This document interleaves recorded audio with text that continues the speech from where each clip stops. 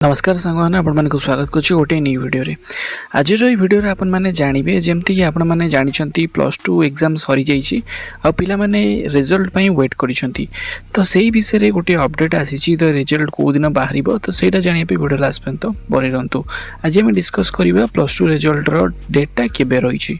तो उच्च माध्यमिक शिक्षा परिषद द्वारा परिचालित प्लस टू परीक्षार मूल्यांकन सरी बेले मंगलवार ठारू एमपी बा कॉपी धरी पिला परीक्षार्थी खाता देखाब।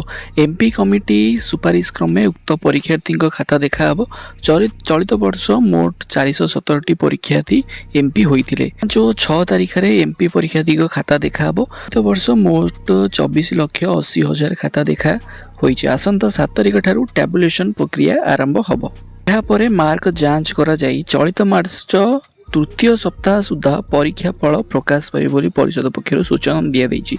तो ये जो मे जो तृतीय सप्ताह रही माने 14 तारिख पर ठारू आरि भितरे केबे भी रिजल्ट बाहरी पारे। तो जो कन्फर्म डेट तो एपर्यंत कह जाइनी तो गोटे एक्सपेक्टेड डेट कह जाइछि तृतीय सप्ताह माने 14 तारिख पर ही आपण मानि पारिबे।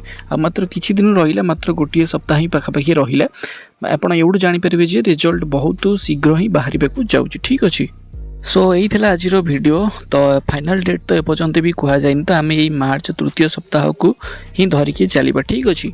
सो जो दिन भी रिजल्ट बाहर तो आपण मानक गोटे पर्टिकुलर वीडियो जनईदेवी जे कौ दिन फाइनल डेटा तार रही। सो यही आज वीडियो जब वीडियो पसंद लाइक करेंगे, चैनल तो सब्सक्राइब करेंगे। देखा नेक्स्ट वीडियो। धन्यवाद।